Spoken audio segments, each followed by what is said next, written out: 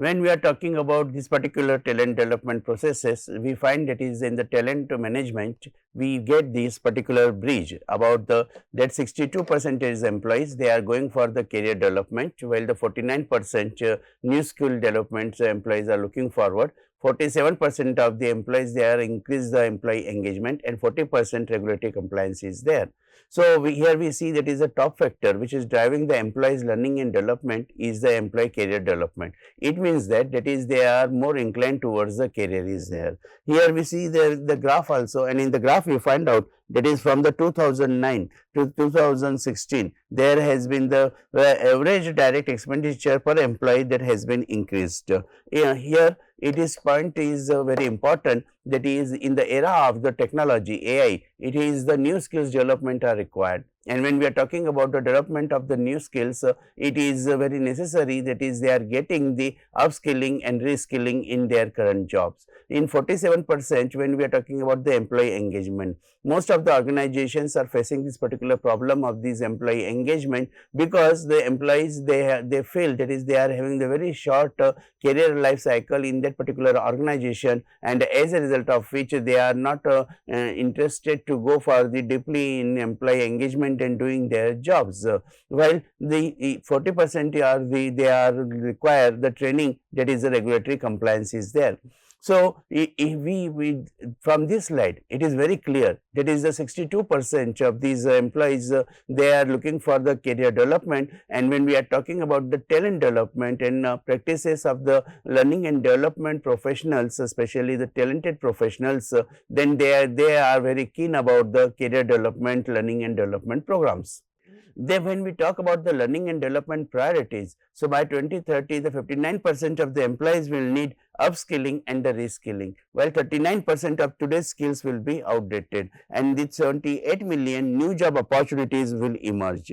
So, therefore, 59% of employees, those who are having the current whatever the knowledge and skill level, those skills are required to be updated, and as a result of which by 2030 there will be the reskilling, and that is here you see that is treat this they treat this skill as a strategic currency, because more you are skillful, more you will be in demand and more you will be required at the workplace, and therefore in that case it has become very important that is they want to develop their the upskilling and reskilling, while the 39% of today's skills will be outdated.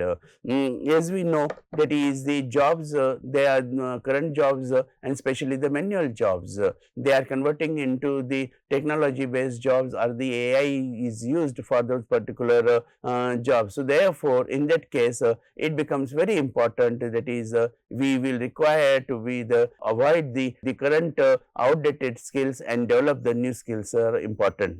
If you follow this, we find out that is there are the 78 million new job opportunities will be emerging, and as I mentioned, that is these skills will be the first priority. Second is connect reskilling to retention and career pathways are there, because our current manpower is not that technically skilled. It does not mean that is we will replace this manpower. What is important is this, that is we have to make them the reskilling, and when we are talking about the reskilling for the retention and their career pathways, as we see there is 59%, and that will be needing the upskilling and the reskilling. So, there is a strong future demand, and nowadays many courses are have been offered to develop these particular technical skills, AI based skills, technology based skills, and they are creating the career pathways.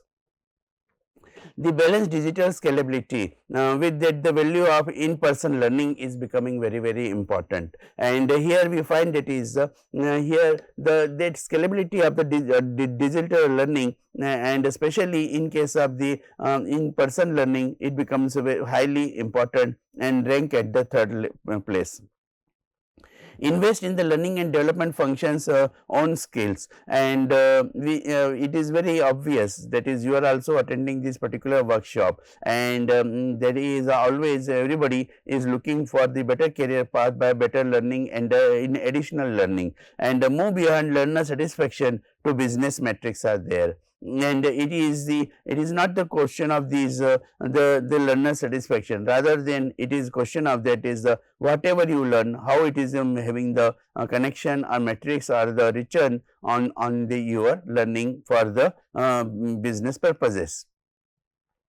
So, major areas of talent development investment and that is as per this source 2018 Branson Hall Group Learning and Development Benchmarking Study, it is 18% are having the technical skills, L&D budget, learning and development budget in the major area of talent development is on technical skills is 18%, leadership is 18%, when we talk about the compliance and regulatory it is a 10%, product and service knowledge about that whatever the product is there, because you see that is all are not concerned with that particular the product knowledge.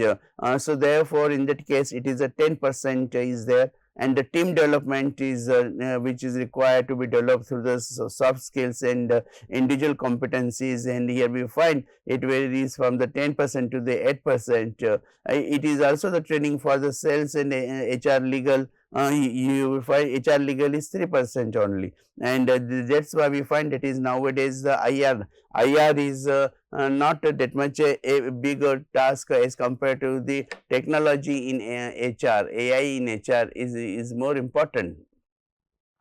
So, more training is required here. So, general business acumens are 3% and ethics and others are the 1% like this. So, therefore, this combination that we see, so it is more focused on the technology and the leadership skills are concerned. So, what is the talent development basically? So, talent development is a set of systematic ongoing activities and organization uses to build employees' skill, knowledge and experience, so they can perform the current roles effectively and grow into future roles that support the business goals are there. So, therefore, in that case whatever the first we have to understand the organization need. What is the organization need is there? So, in some organization it is a need of the technology development, in some organization it is a need of to develop the business strategies, in some organization it is the question of that is how they are performing their jobs. So, therefore, the activities in organization uses to build employees skills and knowledge, and as they develop that particular skills and knowledge, we will say that is they can perform their roles very effectively and grow into the future roles that support the business goals are there, and that's why while developing the talent we are also developing the business organization. The core idea of the talent management focuses on the aligning the learning and growth opportunities with both individual career aspirations and the organizational strategy. It goes beyond one of training to create a structured pathway of learning, practice, feedback and the advancement over time is there. So, here when we are talking about that is how they are going to create this particular of training to a structured pathway is there, and everywhere there you will find that L&D department as per the profile of the individual and the need of the organization and business strategy, they are integrating the learning and development programs. The key components in the talent developments are the identifying the current and future skills needed based on the business strategy and role requirements are there. Now, the businesses are also changing, and diversification of businesses are there. And now the products size is changing, the products type of products are changing, and therefore, in that case what will be the requirement of today product and what will be the requirement of the product day after tomorrow. So, that is in the future. So, that we have to identify, and when we identify this type of these demand, then we are going for the business strategies, and once we focus on the business strategy, that is for example 2030. So, we are having the particular business strategy are either for the developing the current product, maintaining the current product, or going for the diversification of the product. According to our business strategy and business goal, we have to assess the current employees' existing capabilities and potential, and mapping individual development plans are there. Naturally, when business is going to change, the product is going to change, then you have to also change your manpower potential, and therefore, their capabilities to change, you have to identify that what potential do they have, and they should know that is in the future their job is going to be the change, and they should be have a readiness to do the different jobs at this in the same organization, and therefore that mapping individual plans is becoming the very important in the learning and development. So, through learning and development, in spite of hiring the new employees, the current employees, they are trained and they have been used in the organization. The providing learning experiences, so formal training, on the job learning, mentoring, coaching, projects, and learning is there. So, here because we are talking about the skill development, and in the skill development the first and foremost training technique skills, and that comes the job learning. And when we are having the job learning and under the experienced person, that is the mentoring is there, so he will coach them, and as a result of which the projects that the person will be able to perform. The connecting the development to career paths, succession planning, and internal mobility. So, here we find that is this has become the very important connecting the different career paths and the succession planning and the internal mobility is there. So, it is becoming a very important that is the go for this find identifying, that is because as I mentioned earlier, employees turnover is also high, and then you are spending the money in their development. So, therefore, in that case it becomes important, that is what is the succession planning, what is the career path, and can we predict that is the employee how long he will continue in the organization, and how then if we are changing our business strategy, we are changing in business goals, we are going for the diversification of the product, changing in the development of the products, then definitely the internal mobility that will also become very high. So, therefore, in that case it becomes important, that is the how to develop the talent. The most important matters which in the talent development is builds the future ready skills and close the skill gap. As we see, that is a period of time, these skills are going to be the change is there, and therefore, when we want our manpower to be readiness, then they are ready with the future required skills, and then this drives the productivity and performance through the better capabilities.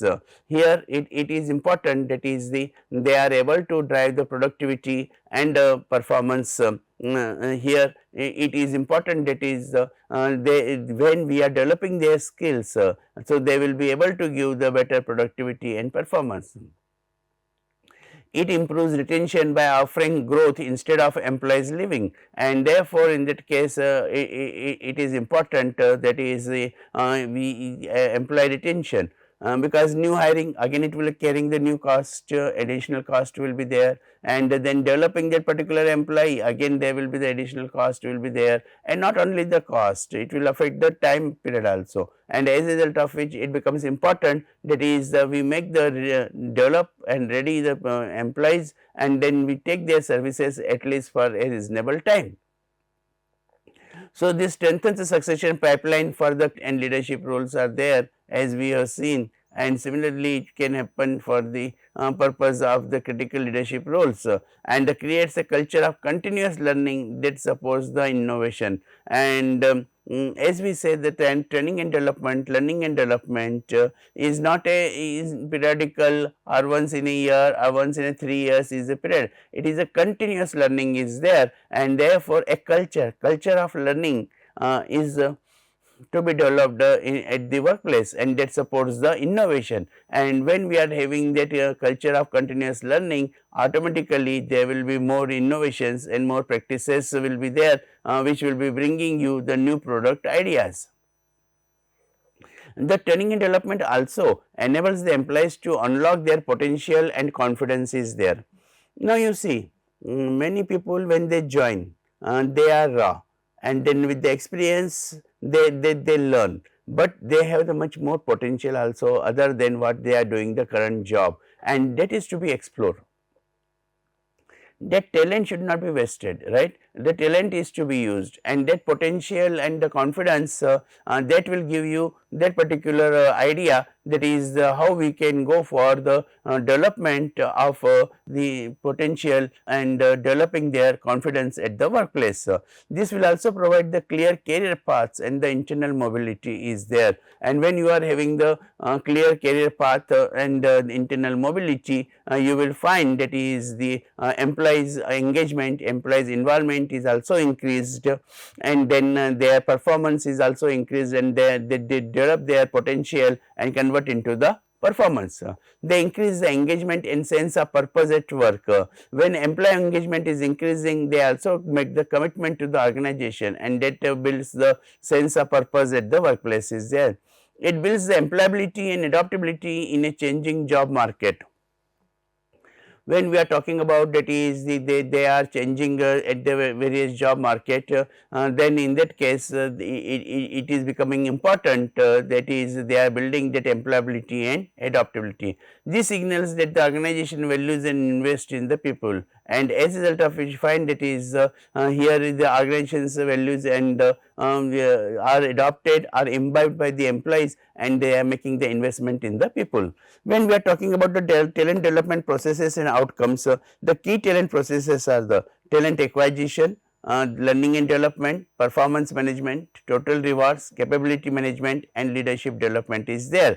So, when we are talking about the total development process, then in that case first and foremost already we have discussed about the talent acquisition, what are the different methods are there, and there will be the one exercise also on the talent acquisition, and that we will be discussing in the live session, and it will be the assignment that will be given by the my research scholar Mr. Shashiraj, and in this session only, and then you have to get prepared and come prepared with the at the time of live session. So, therefore, talent acquisition is there. Now, we will also have one the learning and development exercise, and that is about the we will talk about that is how you can develop the talent with a particular training technique. So, here it is becoming the important that is when we are talking about this talent management, we have to increase their performance, that may be through the total rewards or the capability management is there, and in the capability management it is a knowledge and skills, right, and that is the development of the talented employees. When you are able to develop that case knowledge, skills, attitude, then you are developing that particular capability in the individual. Now, you see many people are having that potential and they can perform better, but they are not having the direction, and they do not know what to do, and therefore the organization should play a very important role in developing of this type of the employees, those who are highly sincere and committed, and therefore even though they may not be having that capability to work on technology, work on that machine, work with the people, that maybe might be lacking, but by the through the training and development, learning and development, they can develop that capability, and once they develop the capability and they are having the high potential, then definitely they will perform and they can be the star performers at the workplace. Then there will be the leadership development program is there. Now, we are not just developing the followers by this learning and development, we want to take them that is the leadership positions. They can take the decisions, they can create the vision, they can perform in a best way, they can guide, motivate, influence others, and that is the leadership development is there. So, when we are talking about this focusing on the efficiency and effectiveness of this process, then here this talent acquisition, L&D, performance management, total rewards, capability management, and leadership development. So, these are the 6 components. So, if somebody asks you that is how to manage the talent, so you can answer this way, that is the talent is to be managed by the right from the beginning of the acquisition, and then giving them the training, managing their performance through the rewards or the developing the capabilities, job descriptions, and taking the position of leadership. So, this will be the total key talent process will be there. So, here the contents will be the introduction, 5 levels of outcome, 5 steps process for maximizing the value of talent development, start with and why, aligning programs with the business, make it feasible, that is selecting the right solution, and expect this, the success, that is designing for results are there. So, first we will go by the introduction. So, measurement is necessary in order to uncover the success and failure. whatever the end result is there, right. So, it can be either success or it can be failure, but it is very necessary to identify what makes us successful and what makes us failure, because with the measurement we require to just change, right, that change, so that we next time we will not be failed, we will be doing better. If we already done the good, then we have to do the better at the workplace, and that will be required this type of this the approach where they are adjusting the program to make it better in the future. And they maximizing the return on investment ROI in talent development. Maximum ROI makes a strong case for the investing in the talent development in the future, often attracting the more investment is there. This measurement process is not pursued just for the sake of the measurement and improvement, but is approached with the end goal of influencing the investment in the talent development is there.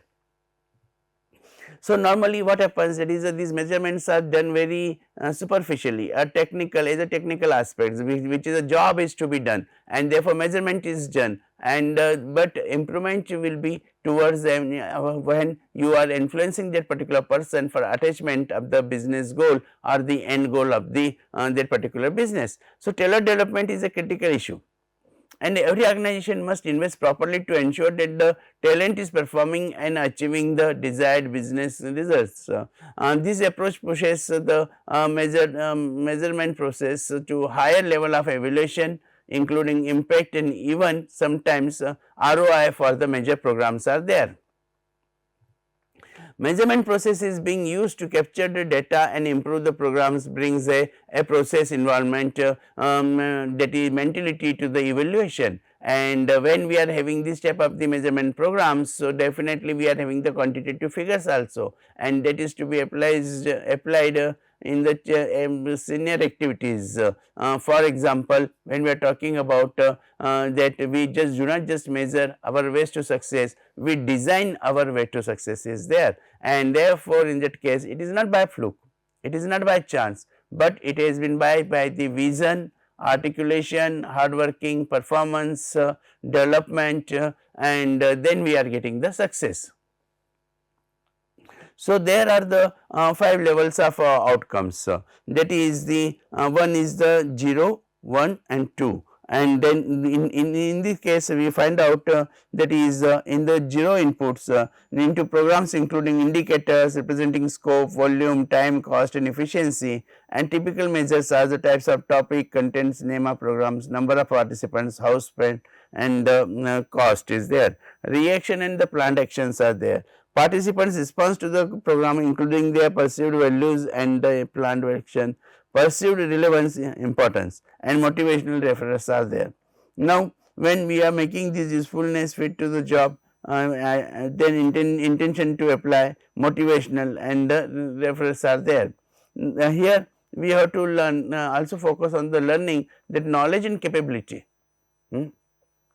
That skill capability means skill development, that build and how well people can apply new skills at work. So, this skill gain learning level, knowledge, capacity, competencies and that confidence that professional links. So, when we are talking about the application and use of the knowledge, skills and competencies in the work environment, including the progress with the implementation is there. The typical measures which are used, there is a behavior change, extent of use, task completion, or when we are talking about the frequency of use actions, the completed success with use, while the barriers to use, enables to use and employee engagement is there. When we are talking about the impact of the programs and process expressed as the business impact and the effectiveness measures are there. Here when we are having this productivity, typical measures will be find out the productivity, revenue, how much revenue is generated, the quality of this product or the time of the product, efficiency, and for example, in the accidents, incidents, retentions and customer satisfaction, this type of these the parameters that will be considered.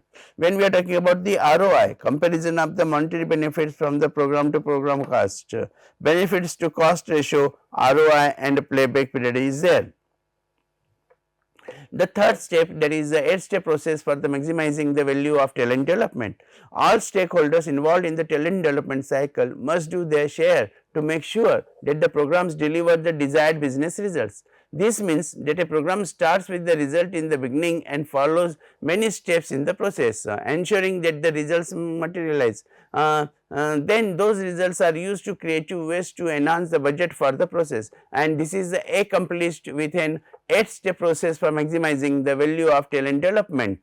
These are the 8 steps are there. Start with why, that is aligning the program with the business is there. Now we have to understand that whatever training and development or learning and development program we are offering, and then that lead should be the business strategy. Many times many programs are towards the extra stakeholders. It means that is they are not for the organization or business strategy, rather than they are for the society. There is nothing wrong to start with the program beneficial for the society, because the business is the part of the society, but that has to ensure that is there will be the proper return on investment.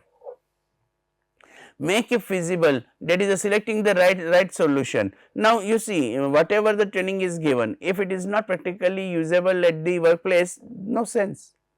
So to make the sensible decisions, it is necessary that is we make it feasible. Expect the success. Naturally, when we will implement this particular program, then definitely we are expecting for the success is there, and therefore we design for the results.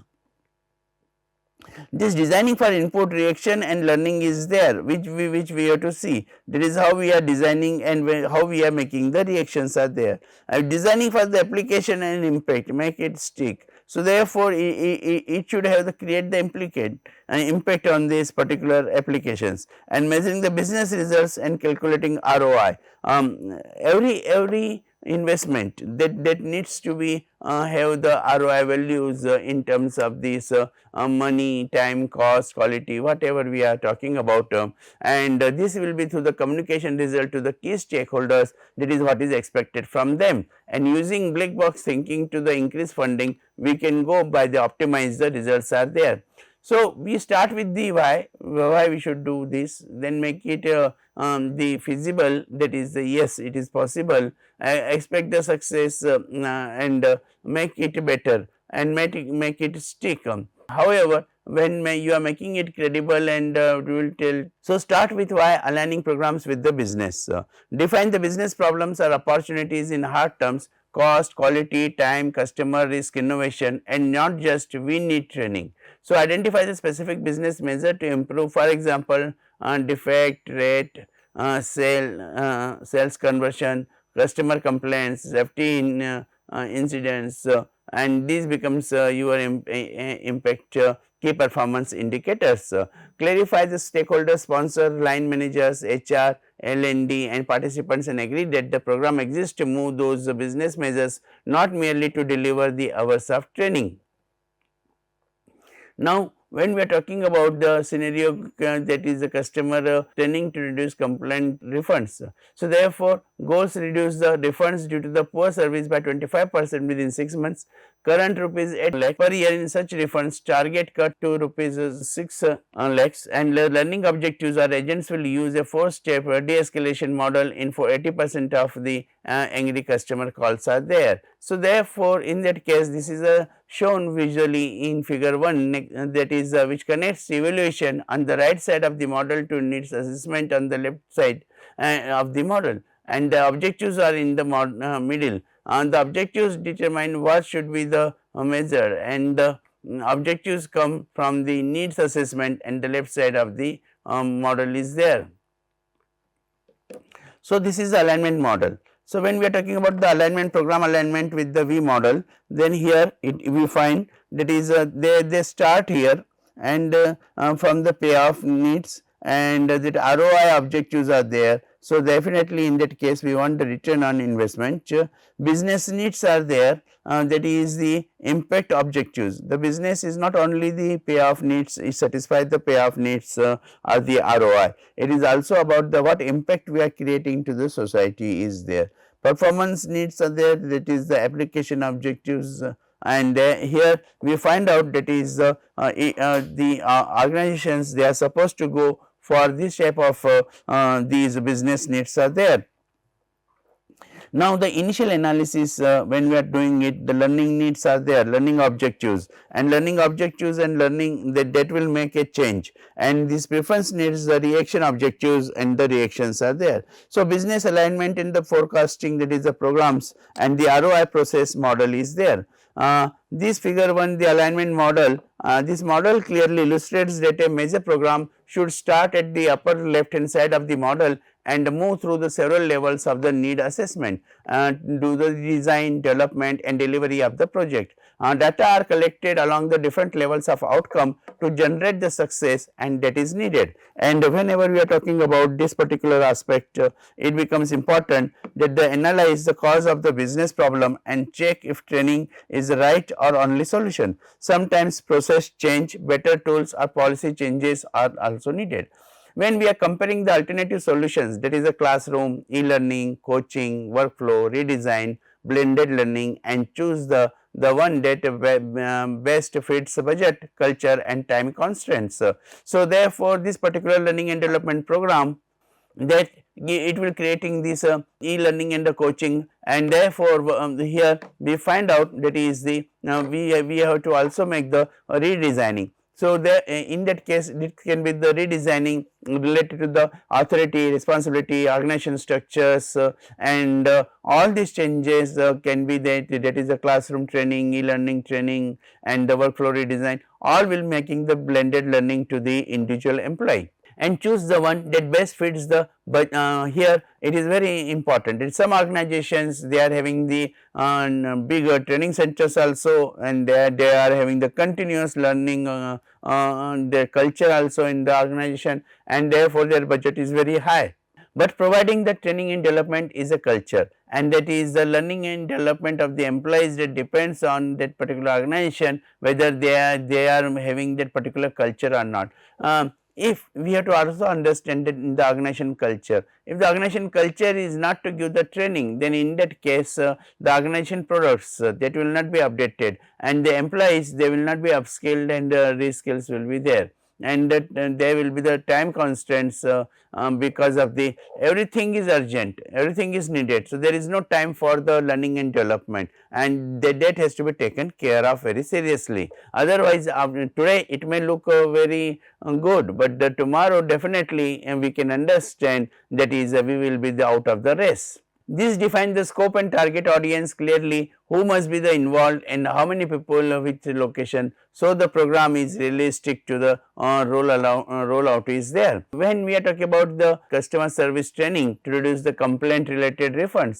So, example is given, that is a trainer, that is he is having this 2 lakh of rupees, examples are given, content design, then the LMS taker, that is 30,000, materials 20,000, and 50 agents into 500 into the 4 hours, so that will be 1 lakh of rupees, and there will be the miscellaneous also. So, we have to include the 10% miscellaneous, and therefore, you will find out that is it will be going about like this type of the programs that will be costing you the 5 lakhs of rupees.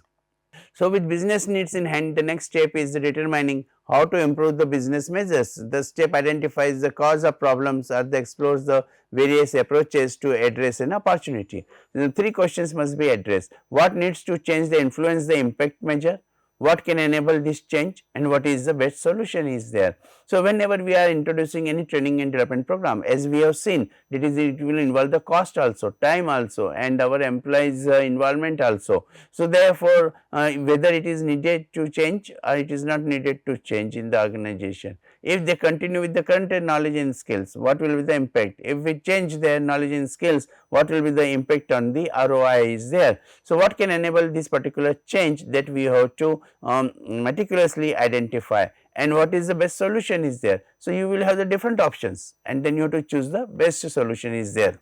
Then we expect the success. So, this translate the business need into a full objective chain: impact objectives, business KPIs, application objectives on the job behaviors, learning objective, knowledge and skills, and the reaction, that is the input objectives are there. So therefore, we can expect a different success and especially when we talk about the key performance indicators and that developing the knowledge and skills. So this will be the real success from a training program.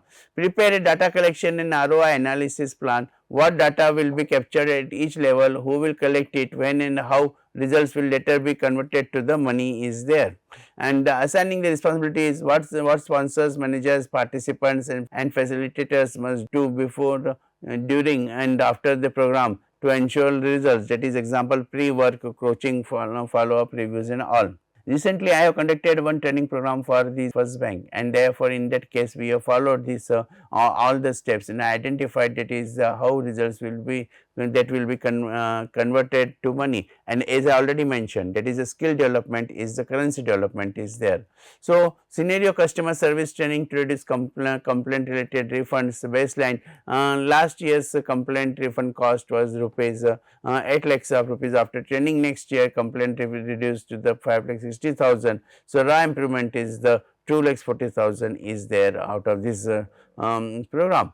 So several issues are involved in expecting the success. Define success for the program, set objectives and multiple levels, define responsibilities of all stakeholders to achieve the success, complete the data collection plan and complete the ROI analysis plan.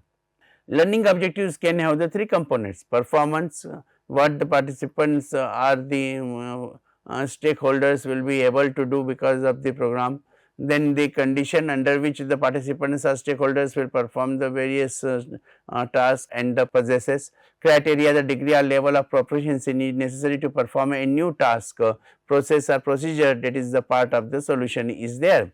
So when we are making it method, designing for input, reaction and learning is there. So designing learning is to so directly reflects the work, scenario, case studies. So when we design the training program, right, so case studies are there, simulations are there, role plays, all these exercises will be built from participants actual processes and data.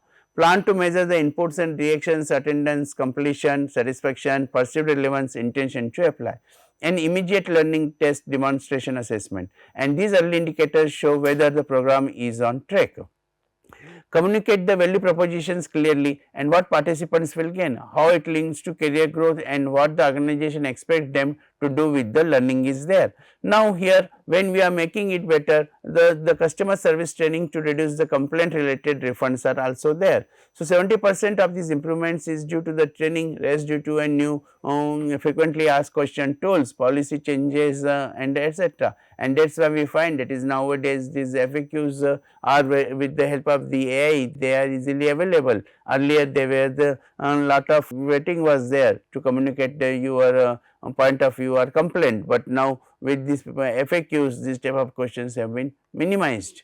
The here designing for input, reaction and learning, the key to making it matter is to develop a program with content, and that is relevant, meaningful and important to the individual and the organization.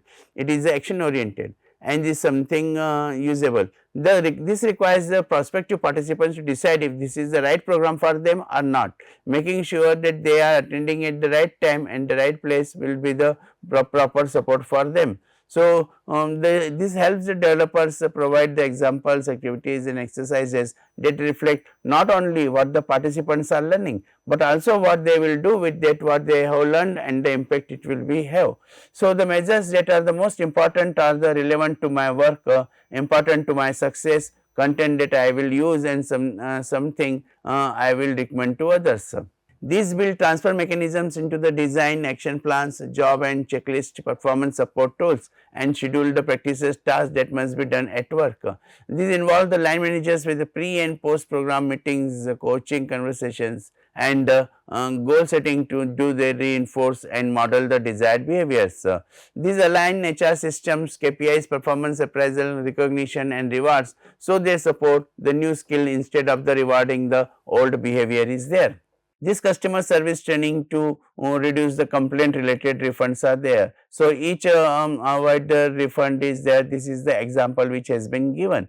While the previous step focuses on getting the content right by making it matter, making it stick is about using the content appropriately and having the desired impact. These represent one of the most critical issues that facing talent development. The reality is that if possible, do not use that what I have learned, then it has failed to the for the organization. And just because participants learn something does not necessarily mean that they will actually use it. This is a huge indictment for the learning profession to admit that 60 to 90% of your budget is wasted because participants do not use what they have learned.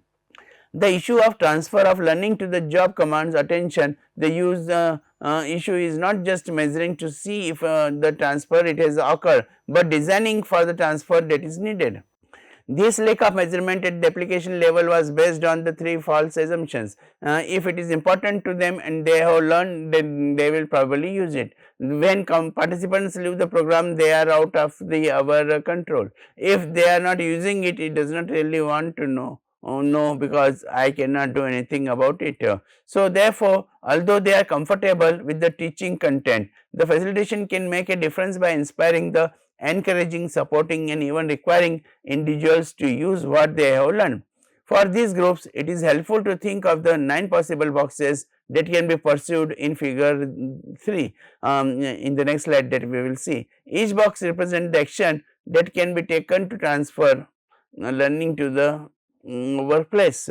So, time refers to the before, during and after the program, and the key stakeholders are the participants, managers of participants and the facilitators are program administrators. The two most powerful boxes for the transfers are the manager of the participants before and after the learning, box numbers 1 and 3, and the inspire that program administrators, designers and developers to create activities for the managers of the participants that take a little time to do. It takes only about 30 seconds for a manager of a participant, and to make that transfer by having a 15-second discussion to set expectations with the participants before attending the program, and then they have a 15-second follow up when participants return to the reinforce the expectation and other support. Making a stick is they reinforce the expectation and offer. So, it just requires some planning and effort by the entire team to make it work is there. The step 6 will be the make it credible, measuring the business results and calculating the ROI. Collect the data on behavior change and impact after the program. What participants did differently, what improvements occurred and how big those improvements were. Ask participants and managers to estimate how much of the improvement is due to the program which versus the other factors and apply the attribution to the avoid the overclaiming results. Use appropriate evaluation techniques in interviews, performance dashboards, controller companies, groups where the possible asked to decision make the trust the findings are there. So, make it credible, the measuring business results and calculating the ROI is there. So, collect the data, isolate the efforts of training and then go to the convert data to monetary values. Here identify the branch intangible benefits and then that intangible benefits that will also convert into the rewards. So, these convert the data to monetary values and then the calculating the ROI of training and then here you tabulate the program cost is there.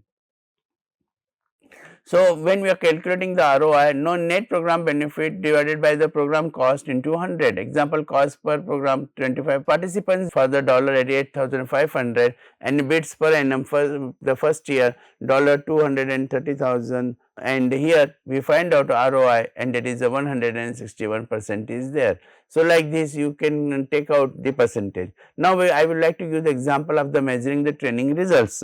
Program sales training results after 3 months training for per selection increase to 30 units per month is there. And when we are talking about the tell the story, communicate results to the stakeholders. Now, with the results in hand, now comes the valuable next step and making sure the appropriate audience knows about it, and this is a matter of understanding the audiences such as those listed in the table 5 and following a 7-step process to communicate and use the results are there. Now, here we find out that is the primary target audience is the client and sponsors to secure the approval of results are there, and the all managers they are supposed to gain the support for learning and talent development. When we are talking about the participants to secure the agreement with the issues, to create the desires to be involved and to improve the results and the quality of data.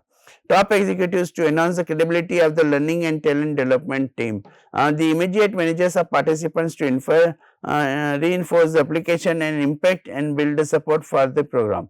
Talent development team to drive actions for the improvement is there, and the facilitators will be there here to see the results of their work, whether the whatever the training and development program is done, and to with the help of the talent development team which have taken the action, is there any results are there full or not, and the HR executives to show the complete results of the program, that is because that is under their purview. So, therefore, they have to tell about that is what is the complete result of the program, and the evaluation team to understand the importance of the measuring the results, whether it has been the useful or not, and all employees to demonstrate accountability for the expenditures. And this will be the prospective participants to make the future programs are there. So, here we find that is the primary target audiences are there, which are having the one particular focus for the each activity, and according to the each activity they will be showing the complete results of the program is there. So, storytelling is very effective. The content can range from a detailed report to a one-page summary as shown in figure 04. The important point is to tell a story with results. Storytelling is very effective, and it is the best way to get the audience members attention and have them remember the results. The 5 levels of outcome data represents a compelling story with a very credible and executive friendly evidence. There is nothing more powerful than a story with business results, and it is possible now with all of the results are there. Tell the story, communicate results to the stakeholders. The leadership challenge. The 4-day workshop with actions, plans and support tools, that is the challenge. Each participant selects 2 KPIs to improve using the competencies with his or her team. So, reaction objectives met, that is the relevance is there, important is there, and the intent to use has been used, and application objectives is a 5-point scale, extent of use 4.3, frequency of use 4.5, and the success with use 3.9 is there.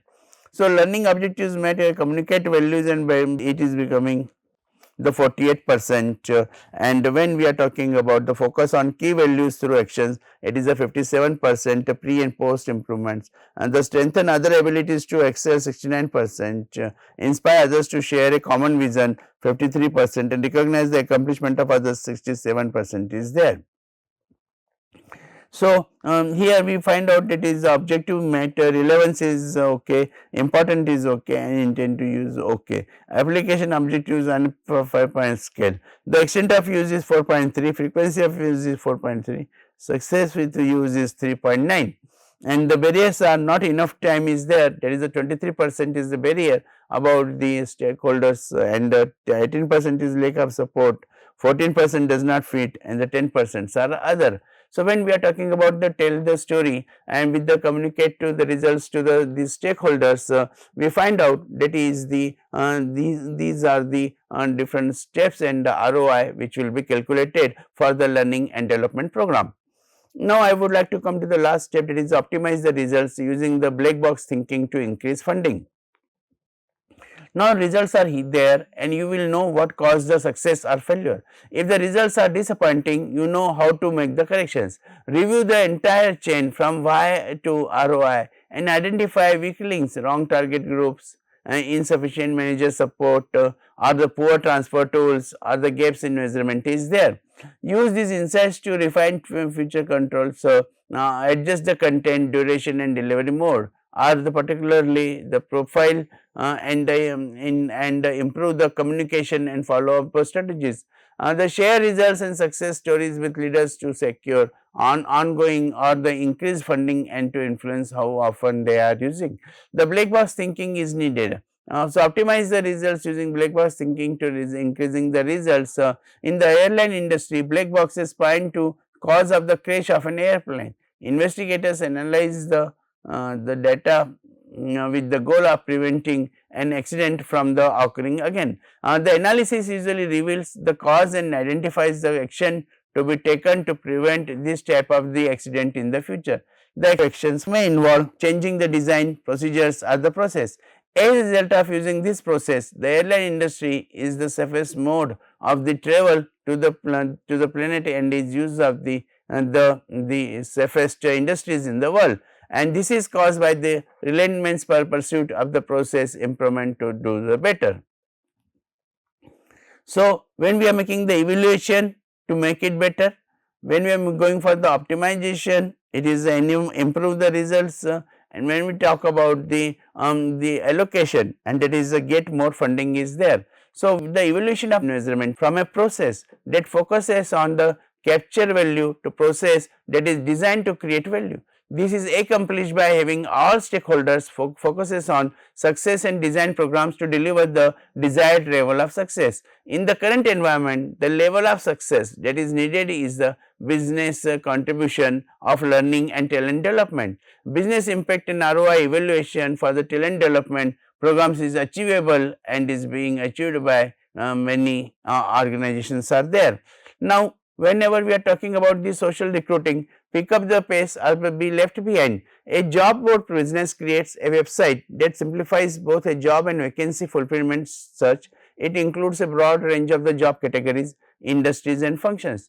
Job seekers post their resumes for the consideration by potential employer and employees list job advertisements that could be of interest to potential employees.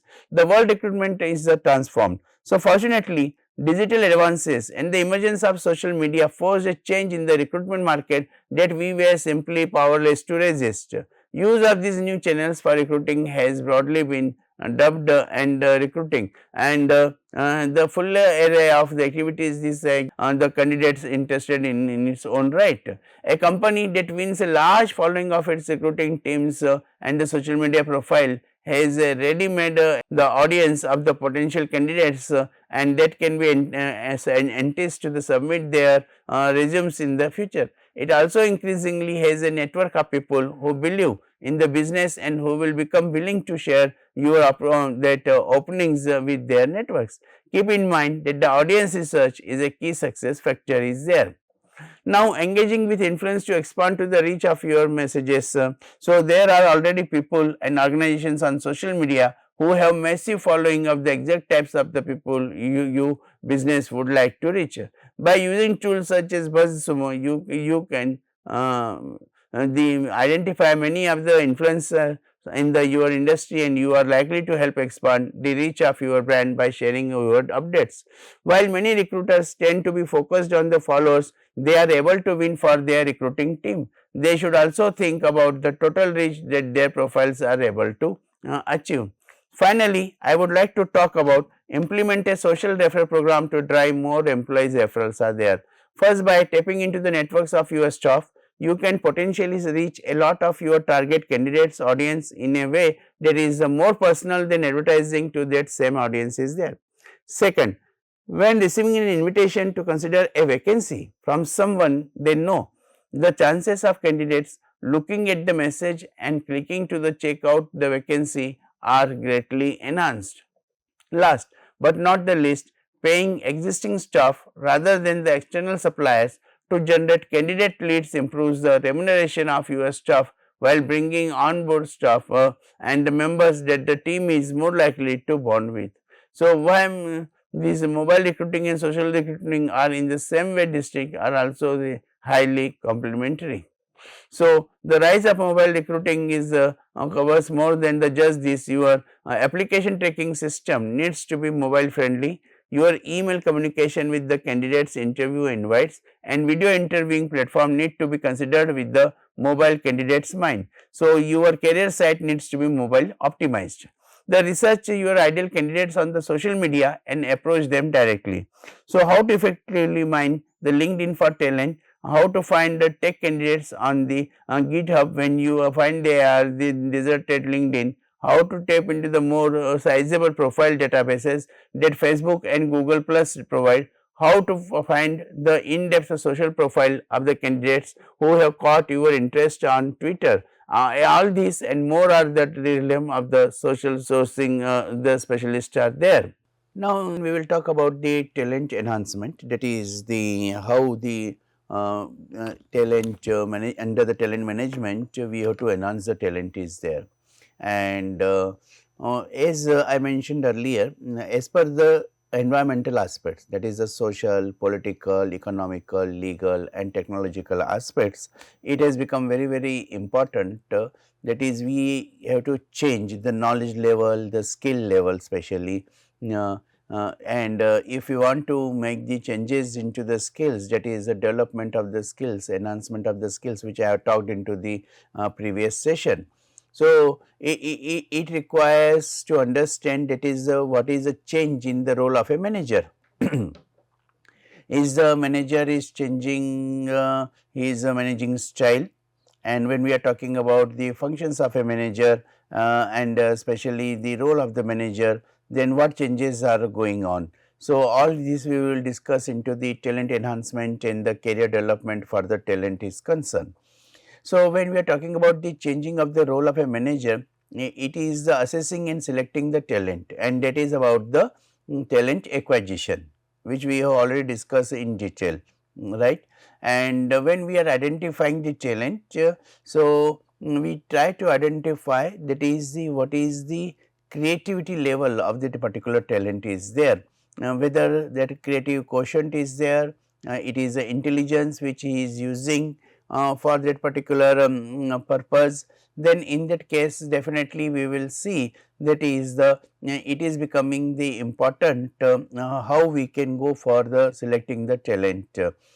It is necessary, that is the when we are having the ATS, no, new application tracking system, then our keywords which will be very important to shortlist, because we should not throw the baby with the bathwater. So, those CVs are applications now which are important for the organization. So, they should be taken into the consideration, and because the number of applications are much more, right. So, identifying and selecting the talent or assessing the talent, this becomes very important role. So, now once we are selecting the talent, then it is a responsibility of the organization to get the performance for those particular talented employees. What is happening is the selection process is rigor, because number of applicants are much more. So, therefore, it is a rigor, and then you are selecting the best talented employees out of that pool of the total applications. But as far as the performance is concerned, again the issues are same like the employee engagement, they are not engaged. So, therefore, in that case we have to plan their performance. So, talent's performance planning is itself is a big task, and we have to understand how they can get deeply involved into that particular job or that particular organizational performance. So, if they are not able to do that, then they require the coaching and developing of the talent is there, and that there are the different methods are there for the talent development is there. So, managers can foster the organization performance through the talent enhancement is there, and engaging the heart, minds and hands of the talent is a more sustainable source of the competitive advantage. Now, you see talent is in search of a job, right, and they prepare and they go with the different tests for the acquisition of talent, and finally they are getting that selected, but they are involving their hands only at the workplace. The job which was supposed to do, they are doing that job only, but their heart and mind is not involved. So, when we say that is the employee attachment with the organization, employee engagement with the organization, the emotional connect with the organization, and that is lacking. So, therefore, definitely for the enhancement of the job, the heart, mind and hands all three are supposed to be synchronized, and the synchronization's responsibility is of the manager is there. So, there are to be made the plan efforts are to be made by an organization to improve the skills, capabilities and potential of its people, so they can perform better in current roles and grow into future roles is there. Right from beginning we are talking about this development of the skill, capabilities and potential of the employees, but it is not just training. It goes beyond simple training and focus on continuously upgrading employees' technical, behavioral and leadership competencies to build a stronger overall talent pool is there. When we say technical means it is a job knowledge, that is the it is not just giving the training and development and then they have got trained, they come back, but as earlier mentioned, that is the how many of them are using that training at the workplace, and it is seen in the percentage we have seen, it is very less percentage where the employees are using their that training skills which has been taught. So, when we say the technical, that is a job knowledge, nothing can be compensated with the job knowledge is there, and here it is called the Gyanmeva Shakti, knowledge is power. So, for a talent, what is the most important power, and that is the knowledge.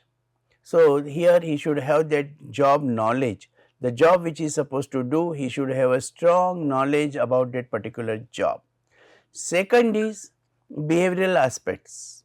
When we are talking about the behavioral aspects, it becomes very important, that is that attitude and behavior at the workplace, because that is creating the involvement in the job, engagement in the job and involvement, job involvement. So, unless and until there is no emotional connect with the job, that's why it is called hearts and minds. So, we have to connect the hearts and minds with that particular job or the organization, and that will give a better behavioral aspect.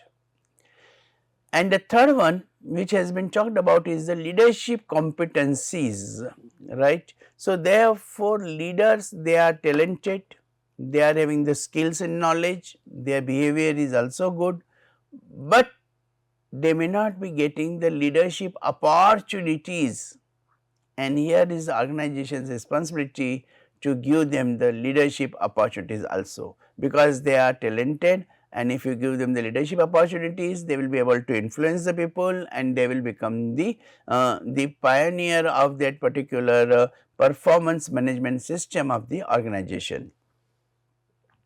So, managers can foster organization's performance through talent enhancement and with the assessing and selecting, performance planning, coaching and development talent and rewarding and the recognition talent is there. So, when we are talking about the assessment and selecting, there are the different methods. The performance planning. Now, you see there are many practices. For example, work from home is the one practice is there, that is the people they try to work from the home. Are they able to do the work from home?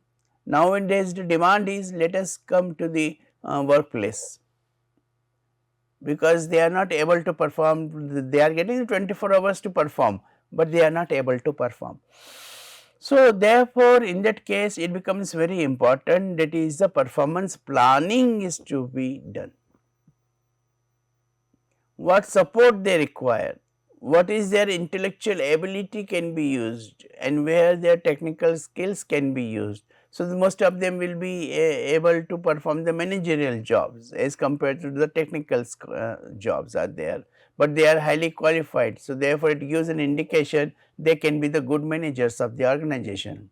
So, here to develop them, coaching and developing, it will be the very important aspects, and accordingly the motivation, and motivation will be the rewards and recognizing the talent is there.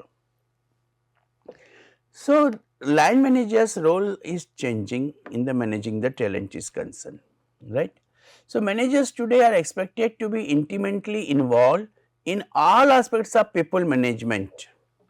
So, normally it is hiring, onboarding, ongoing coaching and development of staff and rewarding and recognition employees are there. So, for example, line managers are developing their skills in the interviewing and hiring process, learning technique skills like behavioral event interviewing, what has traditionally been the domain of HR or external consultant is there. Whenever we are talking about the people management, right, and therefore in that case it is the development and rewards and recognition, they are the integral part of the people management. You cannot the people in isolation by your rules and regulations and disciplines and all. What is required, as I mentioned, what we are trying to involve? We are trying to involve the heart and mind with the organization. And to connect the heart and the mind of the organization, it is important that is learning technical skills, right. That is the, for example, the nowadays we are talking about the different analytical skills, we are talking about the different softwares which are creating that the development of this stuff is there and they are getting the rewarding and recognition. So, in hiring process when we are talking about the using the traditional methods, right, then in that case that will be restricted one. So, in the hiring method, as we talk about the new techniques in the talent acquisition earlier, kindly refer that, and that has it means that the role of line manager in managing talent has changed from traditional to the modern HR aspects are there. So, manager need to answer the following question about for the talent. What kind of talent will you need to execute your strategy? Now, every organization is having the business strategy. We are aligning the recruitment strategy with the business strategy, and when we are aligning the recruitment strategy with the business strategy, then we have to identify the talent, right, and what type of the talent. So, it is the introvert or extrovert or skill oriented or knowledge oriented, like this when you identify, then you should be able to tell that is in the future what type of the executives do you require. Second is, how is your organization changing today and how will it change in the future is there, right. And here it becomes very important that is the organization changes and development of the organization. We are talking about a talent enhancement. We have to also see that is a talent enhancement in the perspective of organizational enhancement.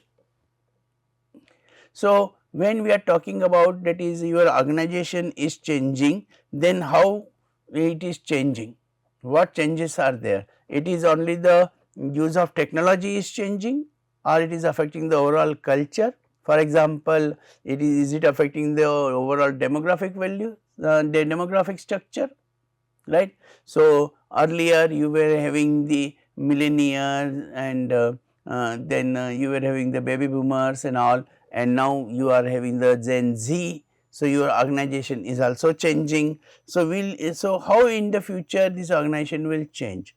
So, today it may be that it is a 60% are from the millennial and all, while the 40% is only from the Gen Z, but in future that you will find your this proportion is going to be changed, right, and therefore, in that case there will be more than 60% Gen Z employees than the your senior employees are there.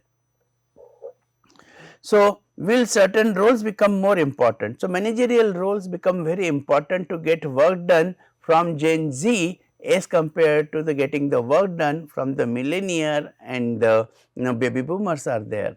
So, here these defining the future and developing the talent, identifying the talent, enhancing the talent. So, that you have to understand. You have to understand what exactly you want to do. Now, to attract the talent, it becomes there is the how successful are your current approaches to making your organization or team an attractive place to work. And here employer branding, that becomes very important. How you can connect the employer branding with the talent management is concerned. So, when you why people want to join certain multinational companies, like for example, they want to join for the Tata Group in India, they want to join the Maruti, they want to join the Wipro, they want to join Infosys, they want to join these budding entrepreneurs, startups. So, therefore, in that case, what is attracting them to the talent? They are starting their own startup is there. So, therefore, in that case, what is the successful or the current approach to making your organizational team an attractive place to work? Nowadays, one more concept I would like to connect here, that is the employees well-being. So, where the well-being is higher, the employees are ready to work there. So, it is not the question, it is the highest package and then you can buy the talent, right. So, it is very important, that is what culture or organization culture or organizational practices are there, and that will attract the talent is there. And should you look for the talent in places different from where you normally look? Yes, there will be the different now social media, the opportunities are there where the talent will be available. So, the talent, for the talent also in the social media, different opportunities are available. For employer also, for the attracting the talent in social media, different opportunities are available. And when we are talking about, for example, LinkedIn, Naukri.com, Upwork, right. So, therefore, in that case you will find that all these examples which are making for the attracting the talent is there. How do you attract the talent?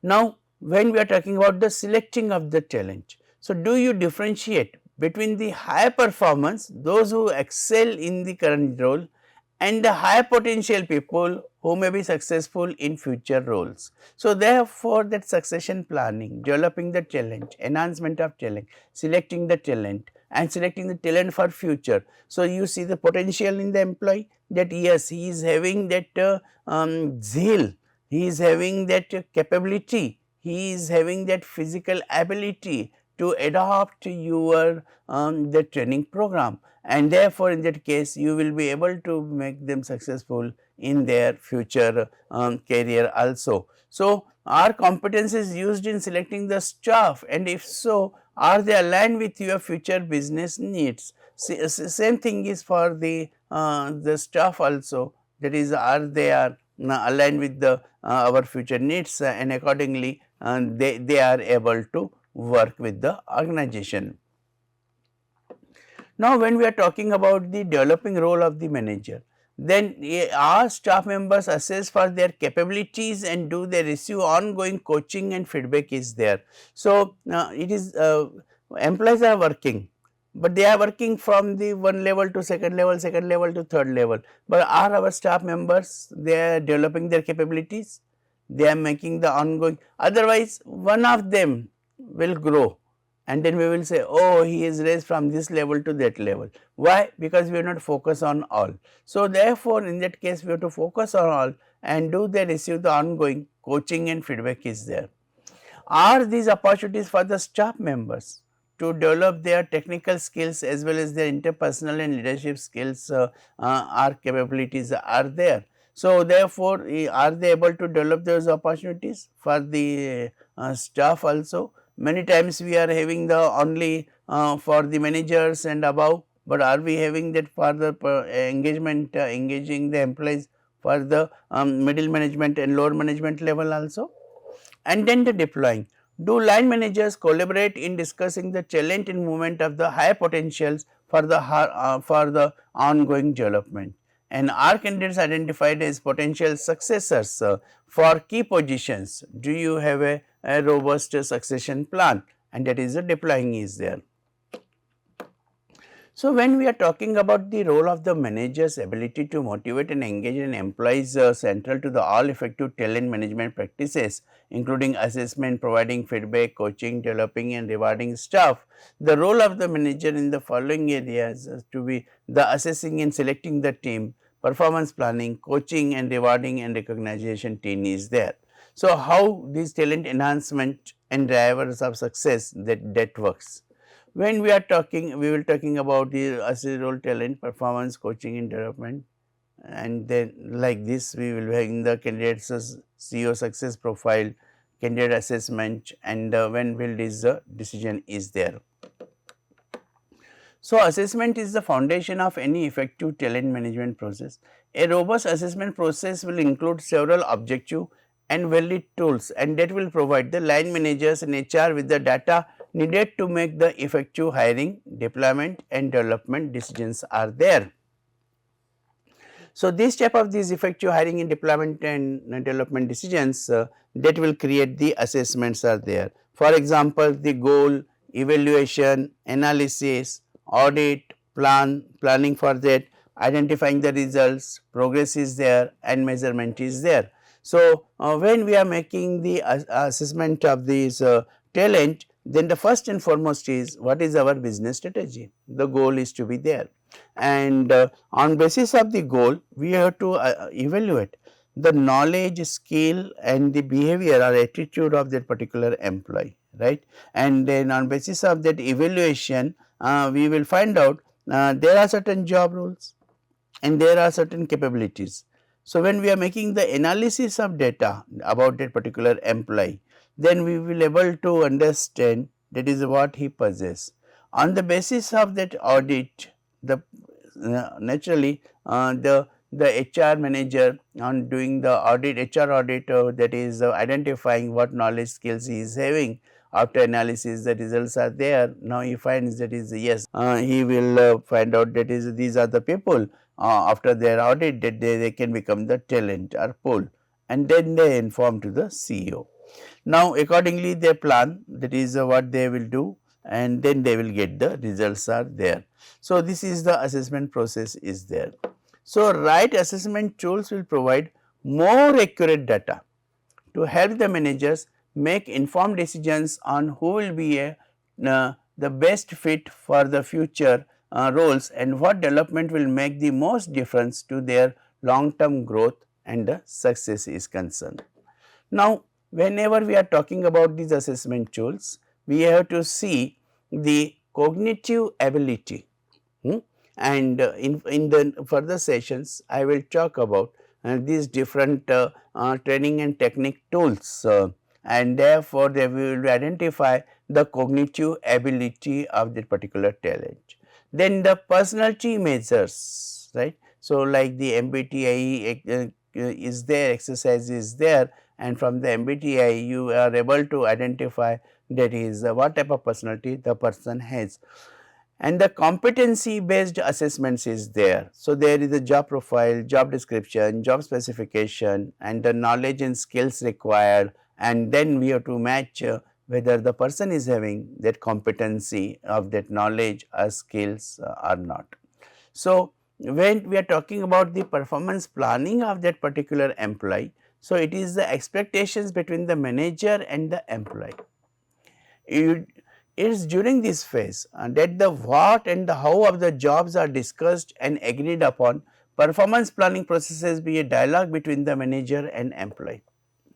A recent Hay Group study of the performance management design and administration practice indicated that while 72% of the organizations have clear strategic objectives, only 30% believe that there is a clear linkage between the strategic objectives and individual performance criteria is there. Now, when we have to give the coaching and development of the talent, then these are the practices which we will be talking about. So, when we are talking about these the career development, then strategic approach to career development will be having the better employee engagement and that vigor, absorption and dedication that will be required. better alignment between the future business needs. So business strategic needs and the individual needs, they are to be integrated, and identifying the right people for the development so that they can be developed. So their capabilities are to be identified, and improve the succession planning by ensuring that high potentials are provided with the right development opportunities to reach the future destination role, and that is a key function of the HR manager. And the HR manager has to see that they are selecting a very right person, right, and when they are selecting the very right person, and then the right development opportunities will reach to the future destination roles are there. So organizational career mapping, career planning, and that will be successful only when the HR department is able to identify the potential of employees, train and develop them, create the alignment of the business goals with the organizational goals.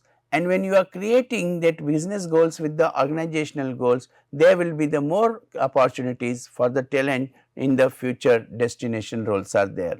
So finally, what I would like to suggest, that is the talented employees, when their career development is there, then what is their favorable and the opportunities are there.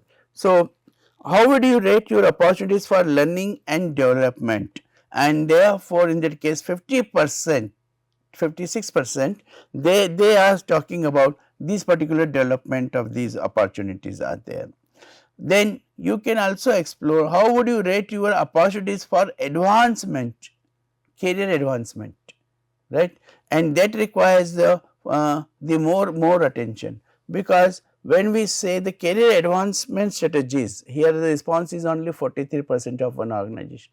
It shows that there should be the more opportunities for the career advancement is there, and when we want to retain the talent, we have to focus on this, that is the 43% will not work. I have a good idea of the possible career paths available to me, and therefore 57% they are having this better career path in the organizations, and therefore they are happy, that is they will grow in this organization is there.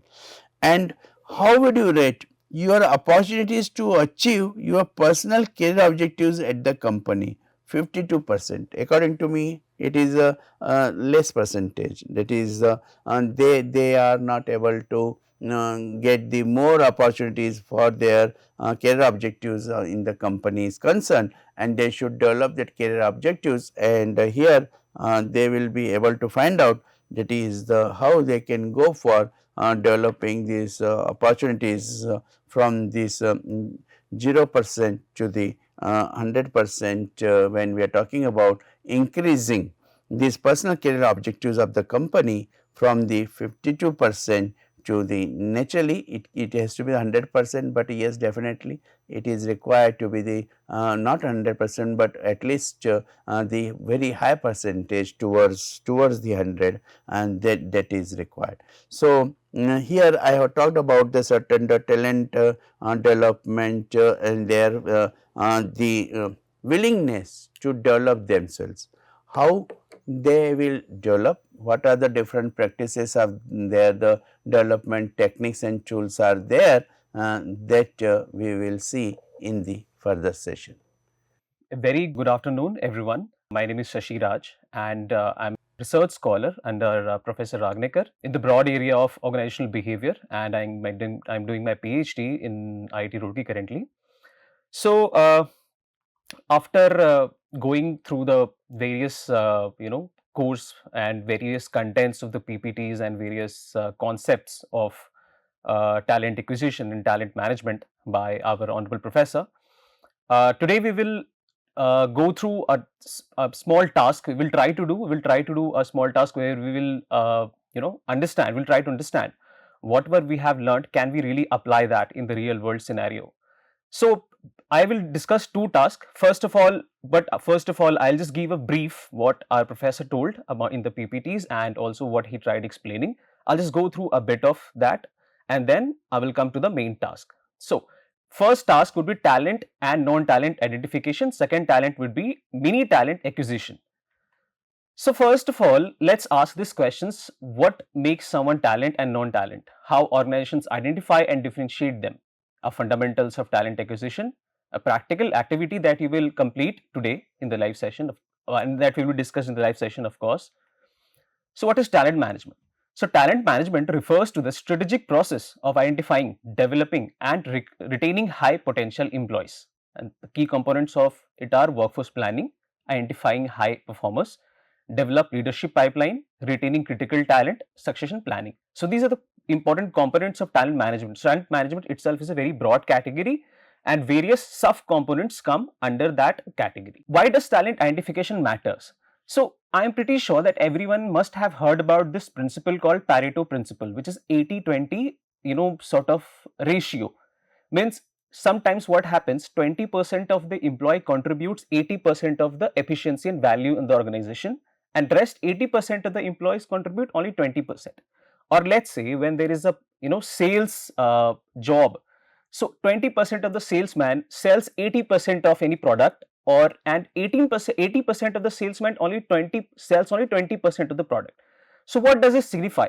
It signifies that every person is not the same. Everyone has a different caliber. Everyone has a different talent. So we need to identify who is more talented, who needs to take the leadership position, who needs to be trained, and who needs some extra attention.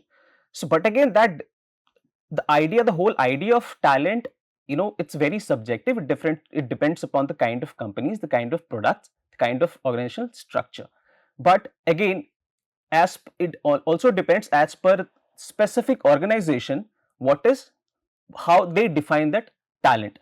So not everyone contributes equally. Leadership roles require high potential. We need to identify that someone who is very talented in the, amongst all the employees, who needs to be the leader in the organization. High performers must be retained. Of course, every organization look for the high performers, and they wants to make sure that we retain these employees.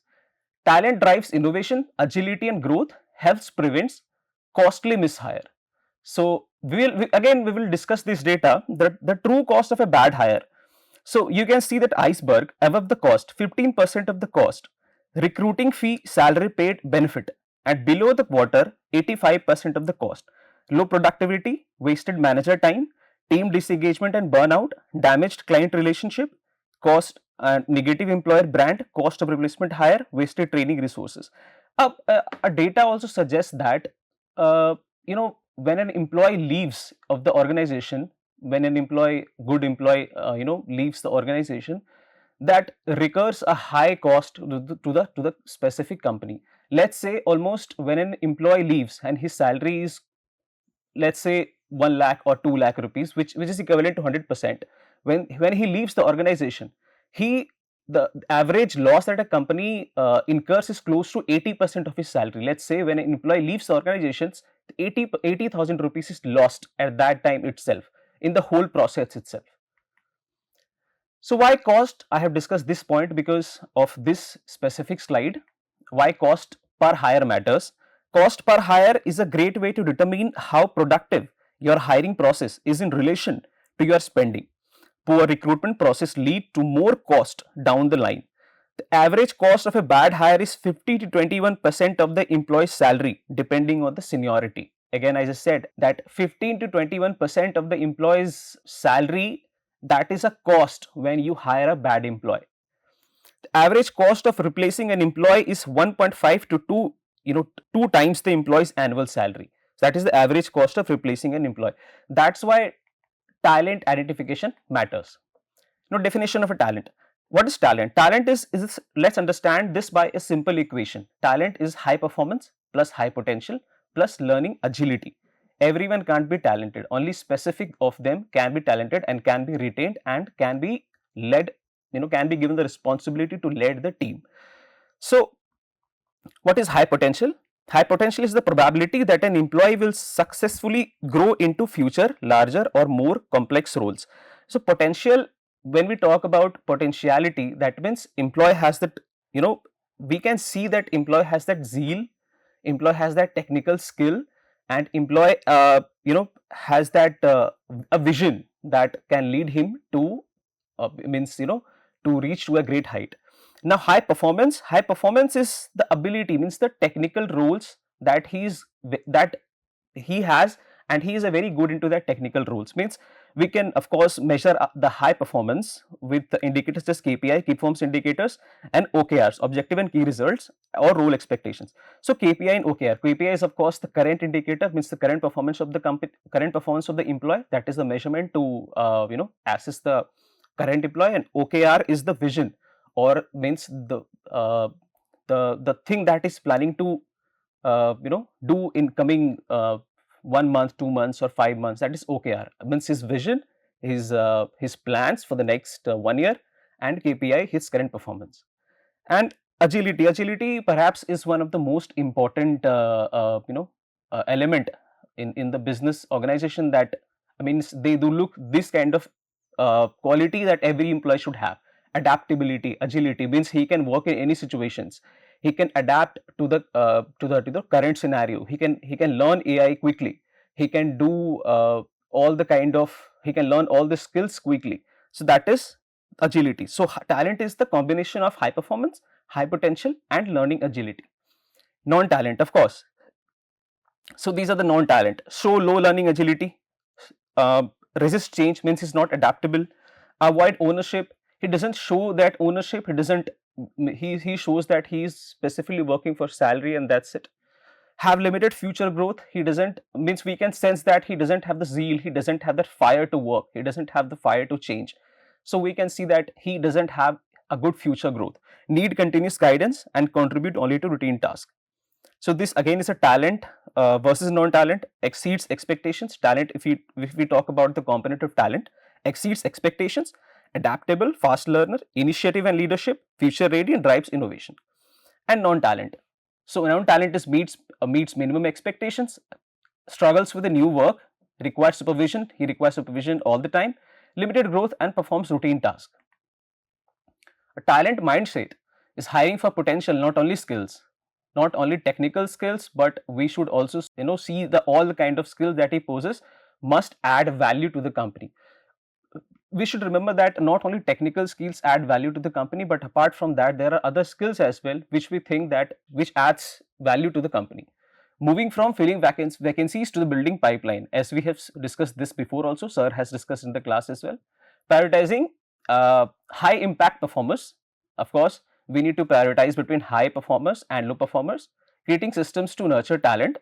Making data driven people decisions. Psychometric results, 360-degree feedback, and attrition rate, and engagement score, etc. Means we should always have this thing that some results some decisions can't be just taken and or assumed. It should be data driven. For example, when there is an example of Sky company. Sky is a media company. It's a European company. They have designed a leadership model where they do this 360-degree feedback. Means they take the ideas, or they circulate the questionnaire to every employee of the company, and they give the feedback that how a leader should be, what are the qualities that a leader should have in order to increase the employee engagement. Means it's a kind of data driven decisions. It's not just assumed by one person or two persons. It's a kind of decision which is equally taken by everyone at the same time. So introduction to talent acquisition is the strategic process of attracting, evaluating, and hiring people who can create long-term value again. So these are the talent acquisition process, as sir discussed also in the class: manpower planning, job role analysis, sourcing candidates, resume screening, interviews, final selections, offer plus negotiation, and onboarding. So finally, we will discuss two important activities today. It's kind of activities which you will do in order to understand the practicality of the knowledge that you have gained. First is talent versus non-talent identification. As sir is also told, we need to always distinguish between talent and non-talent. We should always have that kind of different strategy, that what we are going to do with the talented people who adds more value to the company, and what we are going to do with the non-talented people who adds less value to the company. And second activity will be mini talent acquisition plan. And now I'm just giving you this task to do at your place while you will be watching the recording, and the results that or the activities that you will be doing will be discussed in the live session with the professor. So task 1, talent identifications. So you will get 5 fictional employee profiles. We will tell you the 5 profiles. We will not give you the entire resume, but we will tell them the qualities that they possess in short. What your task is to identify among those 5 that who are talented, who are non-talented. Means who are talent for your company or who are non-talent for your company. Again, as I said, the idea of talent and non-talent is very subjective and it depends upon company to company.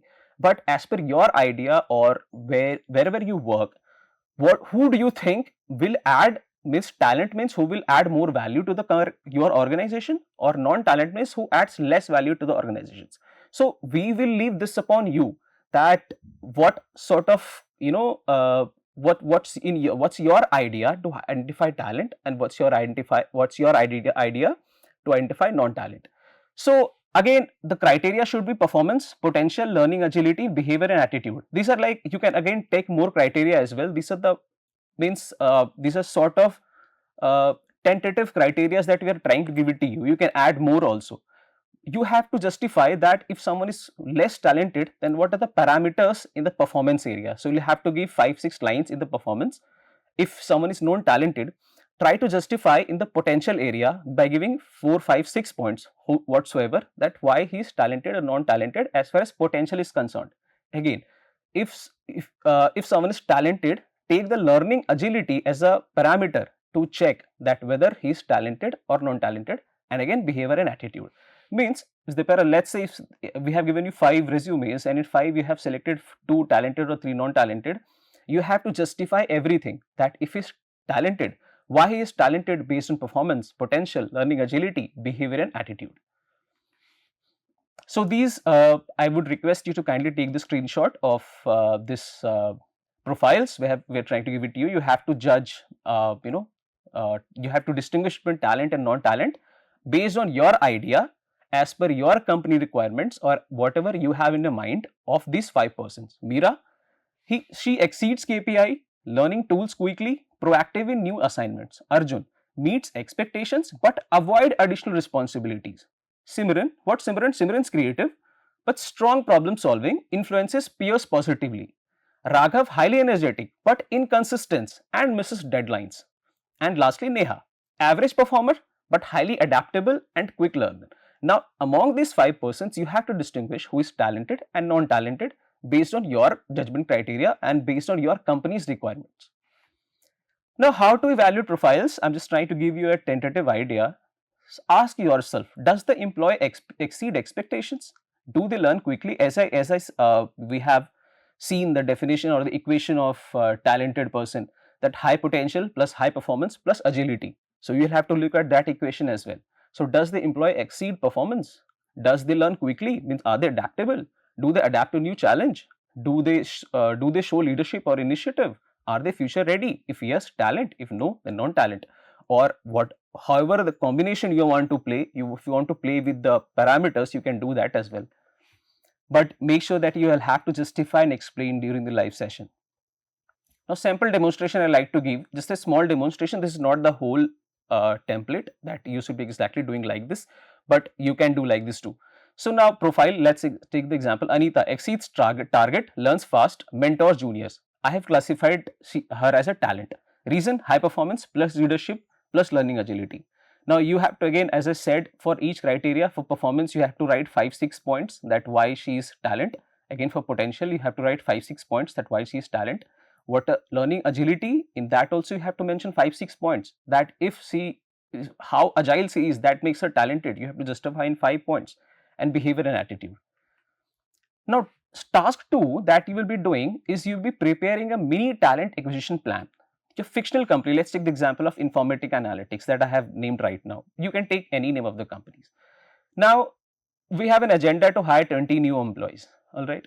Now what you have to do is to select 3 high talent critical roles. You can select any roles. You can select software engineers from legal team, HR, executive, or sales, or you can choose marketing or operations manager. You can take any 3 high talent critical role. You have to identify sourcing channels. You have to if we want to, let's example, we want to recruit software engineers and you will only go to colleges, you will not recruit from LinkedIn. Now, why you will go colleges to recruit software engineers? You'll have to justify that. Define screening criteria. Again, there are many screening criteria like psychometric test, or you can take aptitude examinations or interview round or cultural round whatsoever. Identify one hiring risk plus mitigation. There can be hiring risk too. I mean, a bad hire can cost a lot. I mean, we have seen also previously. So, but what are your backup plans for that mitigation? You can submit 1 page or 2 page plan. Now, examples of the roles. I have taken these 5 roles. You can take any sort of roles. For example, I have to hire data analyst. Okay, analytical reasoning and agility. Now, you have to select any 3 roles from this, or any roles from outside if you want to do it. You can select any roles as per your idea, as per your learning. For example, I have to select data analyst, whose analytical reasoning and agility should be good. Now, what I will do, I have thought of that, okay, if I want data analyst, I will only hire from IITs and NITs from reputed college. The reason that they are good in technical skills and they have done pretty good hackathons, and they have they have taken part in various practical challenges. That's why I'm planning to hire from campus hiring. And maybe secondly, I have this backup plan of hiring from referrals. So you can, if you want to select it from specific specific channels, you have to justify that. So, like top sources, I just want to give one data. Top sources of hire, referrals, Rhine for hires. I mean, you can see that employer referrals is the biggest source of hiring in any companies. For, I mean, these are for all sort of roles. But again, if you want to hire any specific roles from any specific channels, there should be a good justification for that. That why you referring to that channel only. If, for example, if you're referring to Naukri for sales manager, then why are you referring to Naukri only? Or if you want to hire operations manager from LinkedIn, then why specifically LinkedIn only? You'll have to justify that for all the 3 roles. Just a data, because I have discussed that why referrals, what channels are important. I would like to discuss this data. You can see that employee referrals, on an average, there has been a research which shows that employee referrals retention rate is 40 to 46%. Quality rating, referrals are considered as the most most dependent and person with most quality, most with a good quality, highest 4.5 to 5 and in 5 ratings. Time to hire 29 days. Average time that employee referrals take to get into organizations 29 days. Notes, top for fit and loyalty. Referrals, if for example I am working in an organization and I refer someone to that in the same organizations, there's a good possibility that he might work good, because maybe psychologically understands that entire reputation depends on the person who referred him. So this might be the reason. I don't know. There needs to be a good research on that. Direct sourcing, retention rate 1 year, quality training high, time to hire 15 to 20 days, apps/hire, personalized outreach. Career sites, again career sites like Naukri or Shine or Glassdoors, you can see retention rate is 14 to 30%. So it shows that the employee who come from these kind of career sites, their retention rate is very bad. So we can see the data itself.